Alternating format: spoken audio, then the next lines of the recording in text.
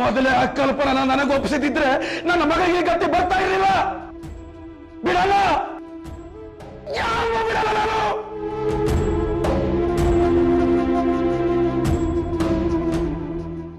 ಒಬ್ಬ ಮಗನಿಂದ ಸೊಸೆಗೆ ಕತ್ಲು ಕೋಣೆ ವಾಸ, ಇನ್ನೊಬ್ಬ ಮಗನಿಂದ ತಂಗಿಗೆ ದೇವದಾಸಿ ಪಟ್ಟ. ಛೇ!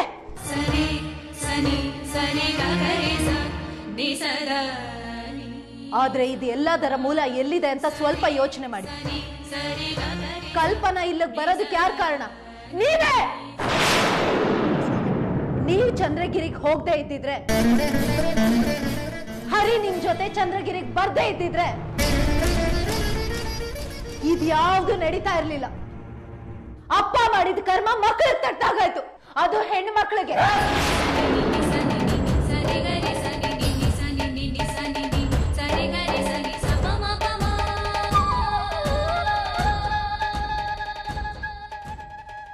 ನನ್ನ ಮಗಳು ದೇವದಾಸಿ ಆದ್ಲು ಅಂತ ತಮಾಷೆ ಮಾಡ್ತಿದೀಯ? ನಾನು ಯಾಕೆ ತಮಾಷೆ ಮಾಡ್ಲಿ? ನಾನೇ ತಮಾಷೆ ವಸ್ತು ಆಗಿದ್ದೀನಲ್ಲ, ನಿಮ್ಮೆಲ್ಲರೂ ಕೈಗೊಂಬೆ ಆಗಿದ್ದೀನಲ್ಲ.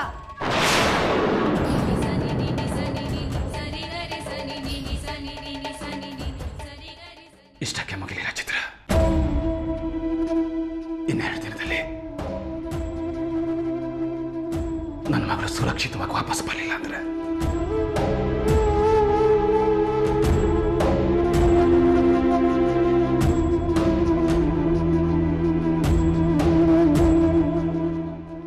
ನೀವ್ಯಾರು ಉಳಿಯಲ್ಲ. ಸುಟ್ಟಾಕ್ಬಿಡ್ತೀನಿ.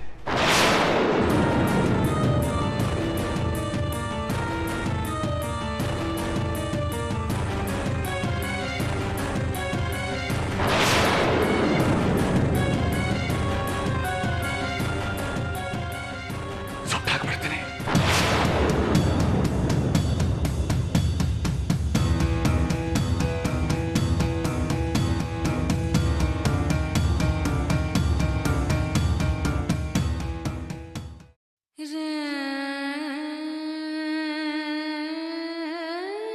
ಅಮ್ಮ ಅಮ್ಮ, ಕಲ್ಪನಾ ಎಲ್ಲಮ್ಮ? ಕಲ್ಪನನ್ ಕರ್ಕೊಂಡೋಗಿ ಅಮಿತನ್ ಕರ್ಕೊಂಡ್ ಬನ್ನಿ ಅಂತ ತಾನೇ ನೀನ್ ಅಪ್ಪಂಗ್ ಹೇಳಿದ್ದು.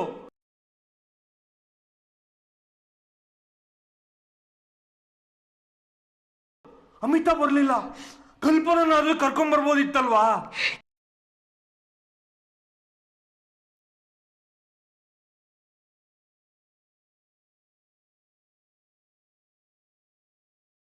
ಅಮ್ಮ, ನಿನಗೆ ಹೇಗೆ ಅಂತ ಹೇಳೋ ಹರಿ.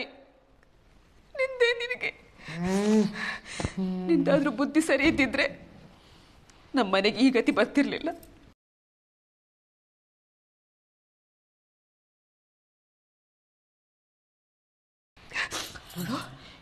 ಇನ್ಮೇಲೆ ಕಲ್ಪನಾ ವಿಷಯ ಮಾತಾಡ್ಕೊಡ್ತು. ಅವಳಿಂದಾಗೆ ನಮ್ಮ ಮನೆಗೆ ಈ ಗ್ರಹಚಾರ ಬಂದಿದ್ದು. ಅವಳ ವಿಷಯ ಎತ್ಕೊಡ್ದು ನೀನು. ಇಲ್ಲ, ಅವಳನ್ ಬೇಕೇ ಬೇಕು. ಏನೇ ಮಾಡ್ತೀವಿ ಇಲ್ಲಿ? ಅಮಿತ ಬೇಕು ಅಂತ ನೀನ್ ಹಠ ಮಾಡ್ತಿದ್ದಕ್ಕೆ ನಾನು ಕಲ್ಪನನ್ ಕರ್ಕೊಂಡು ಹೋಗಿ ಅಂತ ಹೇಳಿದ್ದು. ಅವಳು ಬೇಕೇ ಬೇಕು ನಂಗೆ.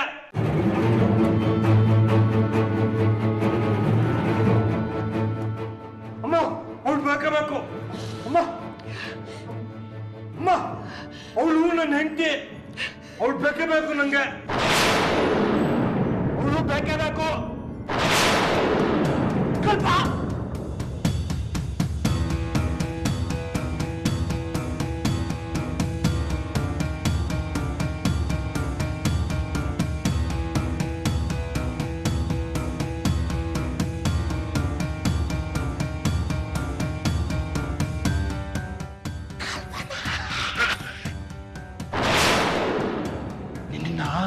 ಅಪ್ಪ ಯಾಕೆ ಕರ್ಕೊಂಡ್ಬರ್ಲಿಲ್ಲ ಅಂತ ಅಮ್ಮನ್ ಕೇಳ್ತಿದ್ದೆ.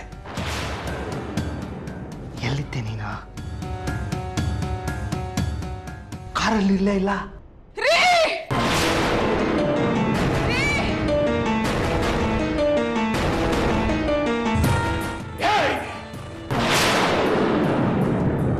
ಅನಿಷ್ಟ ಮನೆಯೊಳಗೆ ಬಂದಿದ್ದಾಳ್ರಿ. ನಮ್ಮ ಅಮ್ಮಿನ ಕಿತ್ಕೊಂಡ್ರು ಅನಿಷ್ಟ. ಅದು ಆಚೆ ಕಳಿಸಿ ಅವಳನ್ನ, ಕಳಿಸಿ ಆಚೆ ಅವಳನ್ನ.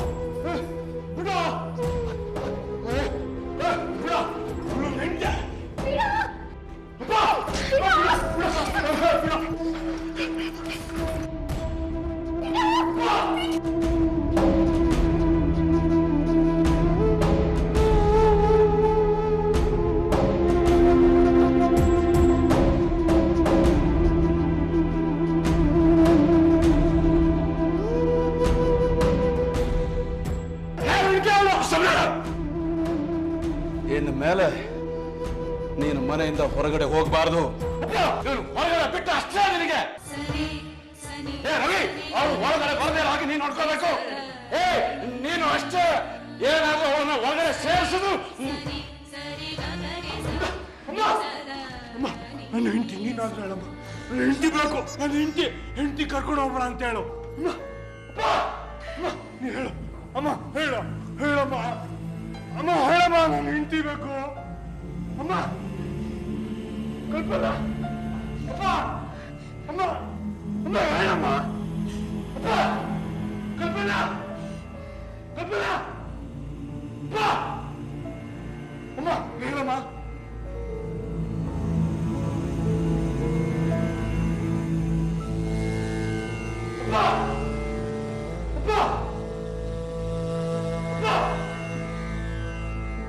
ಕಲ್ಪನಾ,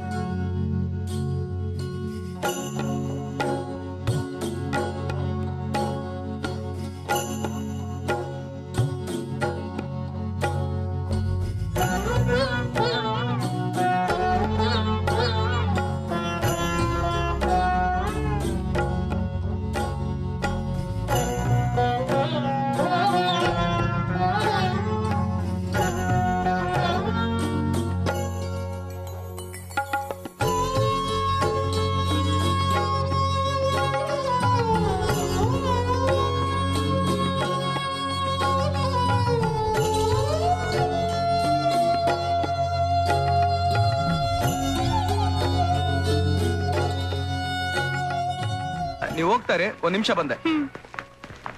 ಹೆಂಗವ್ರೆ ಮಚ್ಚಿ ಹುಡುಗರುಗಳು ಸೂಪರ್ ಆಗವ್ರೆ. ಹುಚ್ಚಿರಿಸ್ತಾರಲ್ಲ ಮಚ್ಚಿ. ಶ್ವೇತಾ, ನೀನ್ ತೋರ್ಸಿದ್ ನೆಕ್ಲೆಸ್ ಸಿಕ್ಕಿದ್ರೆ ಚೆನ್ನಾಗಿರೋದು. ವೈಟ್ ಡ್ರೆಸ್ ಅವಳು ಏನೇ ಇದ್ರು ತುಂಬಾ ಚೆನ್ನಾಗಿದ್ದಾಳೆ. ಹುಚ್ಚಿರಿಸ್ತಾರಲ್ಲ ಮಚ್ಚಿ.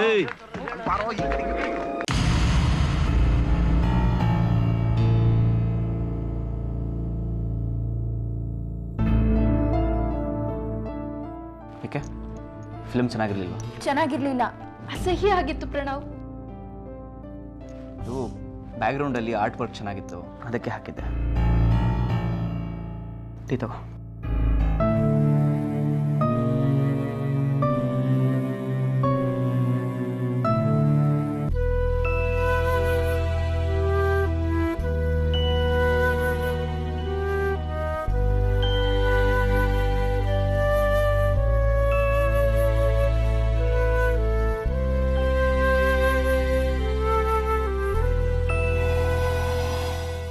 ಅಮಿತಾ, ನಿನ್ನ ಮುಖದಲ್ಲಿ ತುಂಬಾ ಬದಲಾವಣೆಗಳು ಕಾಣಿಸ್ತಿವೆ.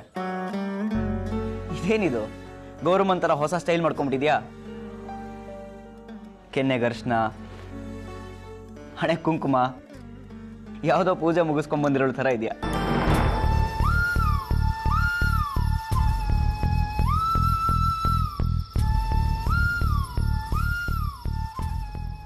ಅಮಿತಾ, ನೀನು ಚಂದ್ರಗಿರಿಗೆ ಯಾಕೆ ಹೋಗಿದ್ದೆ?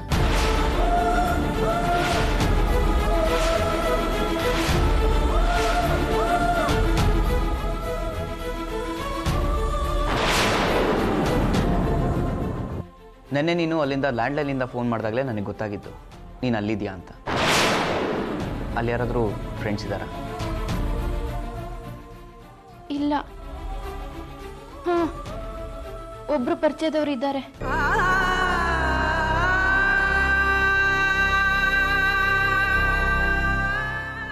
ಅಮಿತಾ, ಯಾಕೆ ಇಷ್ಟೊಂದು ಡಲ್ ಆಗಿದೆಯಾ?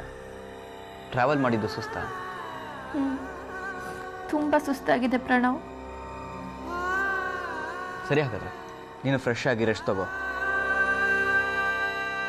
ಎಲ್ಲಿ ನಿನ್ನ ಲಗೇಜ್ ಎಲ್ಲಿ? ಇಲ್ಲ, ಏನು ತಂದಿಲ್ಲ.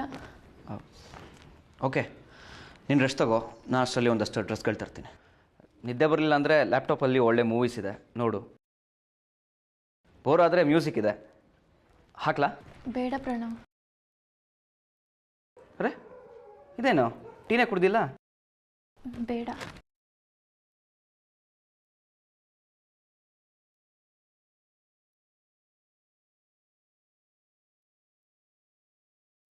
ಅಮಿತಾ, ಪ್ರಯಾಣದ ಸುಸ್ ಜೊತೆಗೆ ನೀನಿವತ್ತು ನಾರ್ಮಲ್ ಆಗಿಲ್ಲ.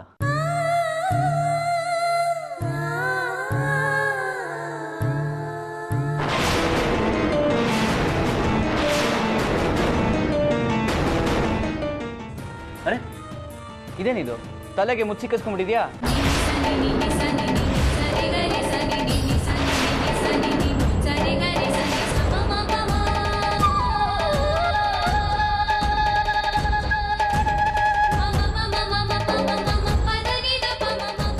ಅಮಿತಾ, ನೀನು ಬರೀ ಮಾಡೆಲ್ ಅಲ್ಲ, ಫ್ಯಾಷನ್ ಡಿಸೈನರು ಆಗ್ಬೋದು. ಓಕೆ, ಒಂದು 10 ನಿಮಿಷ.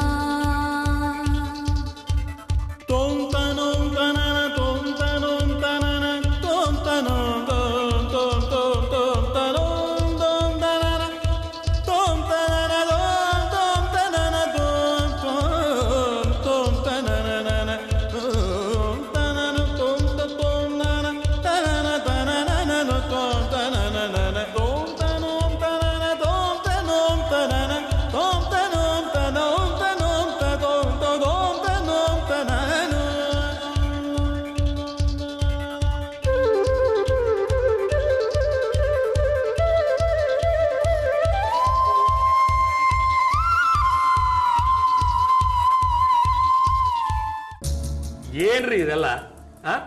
ಇವತ್ತಿನ ಪೇಪರ್ ನೋಡಿದ್ರ? ಚಂದ್ರಗಿರಿಯಲ್ಲಿ ಮತ್ತೆ ದೇವದಾಸಿ ಪದ್ಧತಿ. ನಮ್ಮ ಮುಖಕ್ಕೆ ಸರಿಯಾಗಿ ಮಂಗಳಾರತಿ ಮಾಡಿದ್ದಾರೆ ಪೇಪರ್ನವರು. ಸರ್, ಇದೆಲ್ಲ ಸತ್ಯ ಅಲ್ಲ ಸರ್. ಏನ್ ಸತ್ಯ ಅಲ್ರಿ? ಮತ್ತಿನ್ಯಾವುದು ಸತ್ಯ? ಹಾಗಂತ DC ಸಾಹೇಬರು ನಾನು ಕೇಳ್ತಾ ಇದ್ದಾರೆ, ನಿಮ್ಮ ತಾಲೂಕಲ್ಲಿ ಏನ್ ನಡೀತಾ ಇದೆ ಅಂತ ನಿಮಗೆ ಗೊತ್ತಿಲ್ಲದೆ ಹೋದ್ರೆ ನೀವ್ ಯಾಕ್ರಿ ಇರ್ಬೇಕು ಅಂತ ಕ್ಯಾಕ್ ಸುಗಿದ್ರು ನನಗೆ. ನಾನೇನ್ ಹೇಳಿ ಅವ್ರಿಗೆ? ಸರ್, ಅದು ಅಲ್ಲಿ ನಡೆದಿದ್ದು ಬರೀ ಪೂಜೆ ಸರ್. ಪೂಜೆ ನಡೆದಿದ್ದು ನನಗೆ DC ಸಾಹೇಬರಿಂದ. ರೀ, ಹೋದ್ ಸತ್ತಿ ಹುಣ್ಣಿಮೆಲೂ ಹೀಗೆ ಹೇಳಿದ್ರಿ ನೀವು, ಅಲ್ಲೇನು ನಡೆದಿಲ್ಲ, ಬರೀ ಮದುವೆ ಅಂತ. ಈ ಸಾರಿ ಕೊಲೆ ಪ್ರಯತ್ನ ನಡೆದಿದೆಯಲ್ರಿ, ಅದು ದೇವಸ್ಥಾನದ ಮುಖ್ಯಸ್ಥರ ಮೇಲೆ. ಸರ್, ಅದಕ್ಕೂ ಇದಕ್ಕೆ ಸಂಬಂಧ ಇಲ್ಲ ಸರ್. ಇದು ಈ ಪೇಪರ್ನವರು ಸುಮ್ಮನೆ ಬಣ್ಣ ಕಟ್ಟಿದ್ದಾರೆ ಸರ್. ಬಣ್ಣ ಕಟ್ಟೋಕ್ ಬಿಟ್ಟವ್ರು ಯಾರು? ನೀವು ತಾನೇ. ನಿಮ್ಮ ಬೇಜವಾಬ್ದಾರಿತನಾನೇ ಇದಕ್ಕೆಲ್ಲ ಕಾರಣ. DC ನನ್ನ ಎಕ್ಸ್ಪ್ಲನೇಷನ್ ಕೇಳಿದ್ದಾರೆ, ಪೂರ್ತಿ ವಿವರ ಬೇಕು. ಅದೇನ್ ಮಾಡ್ತಿರೋ ಮಾಡಿ. ಸರಿ ಸರ್.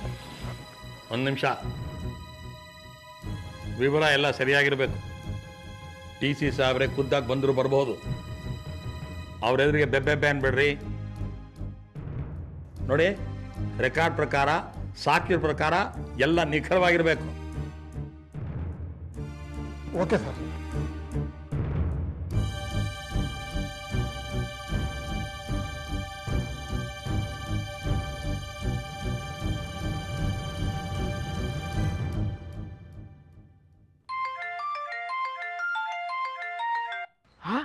ಸಾಹೇಬ್ರು ಹೇಳ್ರಿ ಸಾಹೇಬ್ರ.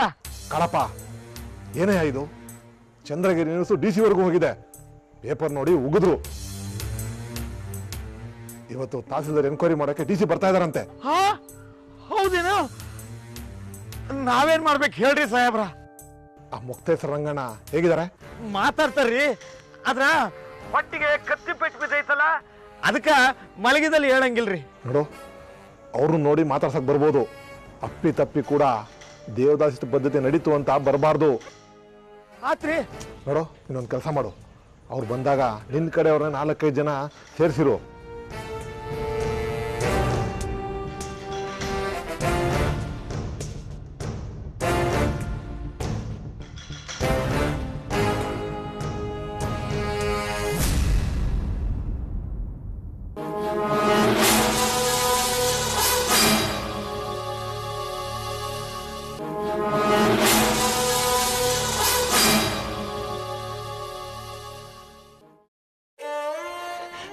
ಅಪ್ಪ ಮಾಡಿದ ಪಾಪ ಮಗಳಿಗೆ ಸುತ್ಕೋಬಾರ್ದು ಅಂತ ಅದೆಷ್ಟು ಪ್ರಾರ್ಥನೆ ಮಾಡಿದೆ, ಕೊನೆಗೂ ಅದೇ ಆಯ್ತಲ್ಲ.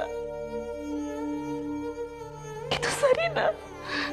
ತಂದೆ ಮಾಡಿದ ತಪ್ಪಿಗೆ ಆ ಮಗುಗ್ ಶಿಕ್ಷೆನ? ಇದು ನ್ಯಾಯನ? ಅದು ಅಪ್ಪ ಮಾಡಿದ ತಪ್ಪಲ್ಲ, ಮನೆ ಹೆಂಗಸರು ಮಾಡಿದ ದಾರಿದ್ರ್ಯ ಕೆಲಸ. ಮನೆ ಹೆಂಗಸರು ಗೊತ್ತಿಲ್ಲ ತಪ್ಪು ಮಾಡಿರ್ಬೋದು, ಆದ್ರೆ ನೀವು ಗೊತ್ತಿದ್ದು ಮಾಡಿದ ತಪ್ಪು, ಅದ್ರ ಫಲನೇ ಇದು. ದೇವರ ಮುಂದೆ ನಿನ್ನ ಸಮರ್ಥನೆ ಬೇಕಾಗಿಲ್ಲ. ನೀನು ನಿನ್ನ ಸ್ವತಃ ಸೇರಿ ಮಾಡಿದ ಕರ್ಮ ಕಂಡ ದೇವರಿಗೂ ಗೊತ್ತಿದೆ. ಆ ಕಲ್ಪನ ಮನೇಲಿ ಇಟ್ಕೊಂಡು ಸಾಕಿ ಅಂತ ನಾನು ಹೇಳಿದ್ದ. ನೀನು ನಿನ್ನ ಸ್ವತಃ ಸೇರಿ ಅವಳನ್ನ ಆರೈಕೆ ಮಾಡಿದ್ರಲ್ಲ, ಅದು ಯಾರು ತಪ್ಪು? ಆ ದೇವದಾಸಿ ಹುಡುಗಿನ ಮಡ್ಲಲ್ಲಿ ಇಟ್ಕೊಂಡು ಸಾಕಿದ್ರಲ್ಲ, ಅದು ಯಾರು ತಪ್ಪು? ಮನೆ ಯಜಮಾನಕ್ಕಿಂತ ಆ ದೇವದಾಸಿ ಹುಡುಗಿನ ಜಾಸ್ತಿ ಅನ್ನಲ್ಲ, ಅದು ಯಾರು ತಪ್ಪು? ಅವಳು ಮನೆಗೆ ಬಂದ್ಮೇಲೆ ಆಗಿದ್ದು ನನ್ ತಪ್ಪಿರಬಹುದು. ಅವಳು ಹುಡುಗಿ ಅನ್ನೋ ಕಾರಣಕ್ಕೆ ನಿಮ್ಗೆ ತಿಳಿಸದೇ ಇದ್ದಿದ್ದು ನನ್ ತಪ್ಪಿರಬಹುದು. ಅವಳು ಇಲ್ಲಿಗೆ ಬರೋ ಕಾರಣ ಅದು ನೀವು ಮಾಡಿದ ತಪ್ಪು. ಏನು ನಾನ ಹಂಗೆ ಗೊತ್ತ ಅಂದ್ರೆ ಇದೆಲ್ಲ ಆಗಿದ್ದು ನಿನ್ನ ಕುಲಪುತ್ರನಿಂದ? ಹಾ, ಅವನಿಂದಲೇ. ಆದ್ರೆ ಅವನ್ನ ಅಲ್ಲಿ ಕರ್ಕೊಂಡು ಹೋದವ್ರು ಯಾರು? ಸಾಕು, ಸುಮ್ಮನಿರು. ಅದನ್ನ ಹಿಡ್ಕೊಂಡು ಕೂತ ಕುತ್ಕೋಬೇಡ.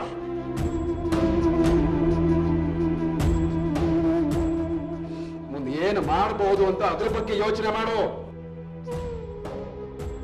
ಮೊದಲು ಆ ಅನಿಷ್ಟದ ಹುಡುಗಿನ ಮನೆಯಿಂದ ಒದ್ದೋಡಿಸಿ ಅವಳಿನ್ಮೇಲೆ ಈ ಮನೇಲಿ ಇರ್ಕೊಡ್ದು. ಬಿಡ್ತೀನ? ಸಾಧ್ಯನೇ ಇಲ್ಲ. ಅವಳು ಹಾಗೆ ಹೆದರ್ಕೊಂಡು ಓಡ್ ಹೋಗ್ಬೇಕು. ಹಾಗೆ ಮಾಡ್ತೀನಿ.